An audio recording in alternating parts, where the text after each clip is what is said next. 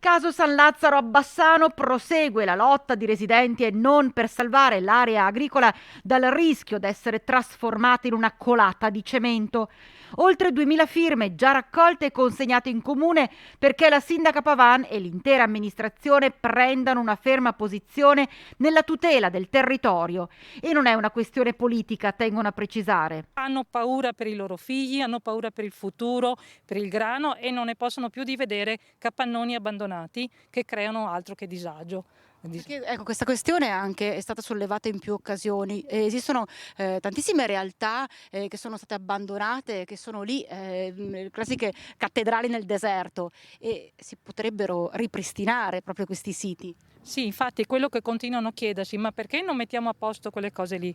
Ecco, per cui loro non sono contro la costruzione di capannoni se per caso quelli creano lavoro e se c'è bisogno, ma col fatto che facendo questi capannoni nuovi poi ne rimarranno sfitti degli altri e alla fine avremo sempre meno terra, meno campi da coltivare. L'appello che è stato lanciato è proprio questo, basta consumo di suolo. Tra l'altro uno dei punti cardine della campagna elettorale dell'attuale sindaca Elena Pavan. Il consumo di suolo, il prestare particolare attenzione al preservarlo era uno dei punti sia del documento programmatico del sindaco in campagna elettorale, sia poi del documento che è stato accolto dal Consiglio Comunale. Quindi chiediamo che il sindaco mantenga fede a quello che ha promesso alla città. Un chiaro messaggio che si vuole lanciare a chi governa la città di Bassano.